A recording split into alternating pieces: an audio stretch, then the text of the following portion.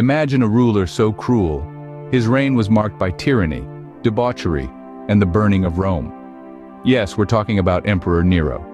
Born Nero Claudius Caesar, Augustus Germanicus, in December of the year 57 AD, Nero was thrust onto the throne of the Roman Empire at the tender age of 17. The early years of his reign were guided by the hand of his mother, Agrippina the Younger, a woman of ambition and cunning. However, the relationship between Nero and Agrippina was far from idyllic, eventually turning into a deadly power struggle. In a chilling display of ruthlessness, Nero decided to eliminate his mother from the equation, orchestrating her murder. This shocking act, a young emperor killing his own mother, set the tone for the years to come. And this was only the beginning of Nero's reign of terror. Emperor Nero was not just a tyrant, but a debauchee of the highest order. This man, once the ruler of the Roman Empire, was known for his excessive indulgence in pleasures and luxury. His reign was one of rampant hedonism, extravagance, and unrestrained power. Nero was infamous for his lavish parties and games, events that were anything but ordinary. Imagine banquets that lasted for days, where the wine flowed like rivers and the tables groaned under the weight of decadent feasts. He orchestrated grand spectacles in the Circus Maximus, where chariot races, gladiator battles, and theatrical performances were staged to amuse the masses, but more importantly, to feed Nero's insatiable ego. But this was not all. The darker side of Nero's reign was marked by his brutal acts of violence. Perhaps most horrifying was his persecution of Christians, whom he blamed for the Great Fire of Rome. He executed them in the most gruesome ways imaginable, often in public spectacles that made a mockery of human life. Nero's cruelty was not limited to his subjects either. He was also known to have ordered the execution of his own wife, demonstrating a chilling lack of empathy and remorse. Nero was also known for his obsession with the arts and self-glorification. He fancied himself a poet, musician, and actor, often forcing the aristocracy and the Senate to endure his performances. His narcissism knew no bounds. He even renamed months of the year after himself and erected a colossal statue in his likeness, the infamous Colossus of Nero. However, Nero's reign was not just about tyranny and debauchery. It was a reign characterized by extravagance, cruelty, and ego, with a ruler who seemed more interested in his own pleasures and vanity than in the well-being of his people. He was a man who wielded his power with reckless abandon, showing little regard for the consequences of his actions. But it wasn't just the tyranny and debauchery that made Nero infamous. His most notorious act was yet to come. In AD 64, a great fire consumed Rome, and Nero, the emperor, supposedly played his fiddle while the city burned. Now that's a scene to imagine, isn't it? Picture the infamous Nero strumming away on his fiddle as flames danced through the eternal city, casting a fiery glow on the imperial palace. The Great Fire of Rome was a catastrophe of epic proportions. It began in the merchant area of the city, and due to strong winds and the city's mostly wooden construction, it spread rapidly.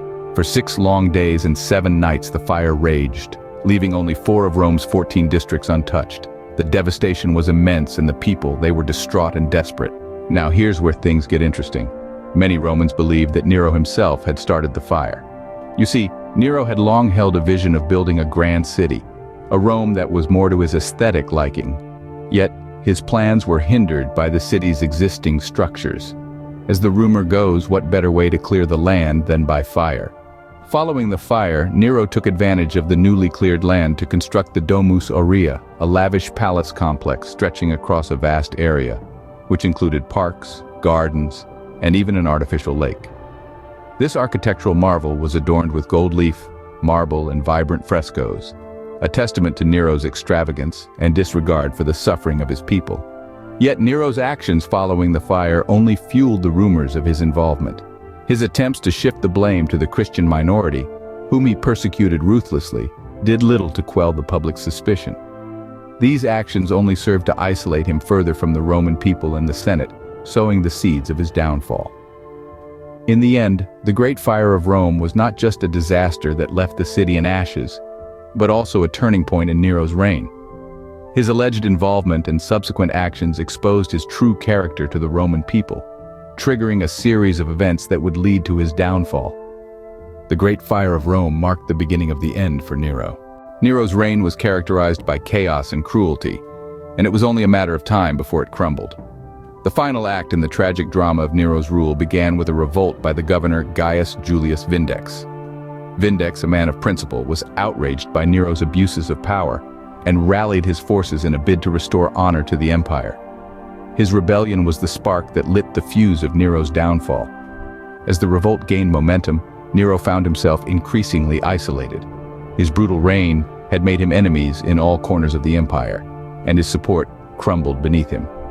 Cornered and desperate, Nero chose to end his own life, uttering the infamous last words, "What an artist dies in me." With that, he plunged a dagger into his throat, extinguishing the life of one of Rome's most despotic rulers. Thus ended the reign of Nero, one of the most notorious emperors in Roman history. Even after 2 millennia, Nero's name remains synonymous with tyranny and decadence. His reign, a dark chapter in the annals of the Roman Empire, is marked by the worst acts of cruelty and extravagance. His obsession with theater, music, and chariot races was bankrolled by the Roman treasury, leaving the empire's economy in shambles. Nero's infamous persecution of Christians, his alleged hand in the Great Fire of Rome, and his ruthless elimination of anyone he perceived as a threat remain indelible stains on his legacy.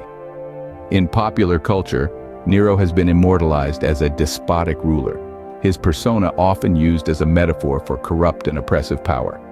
History remembers him not as a visionary leader, but as a man whose reign was marked by terror, extravagance, and a blatant disregard for human life. Emperor Nero, a name etched in history not for his greatness, but for his tyranny and debauchery. Like this video if you enjoyed, and subscribe for more interesting historical facts.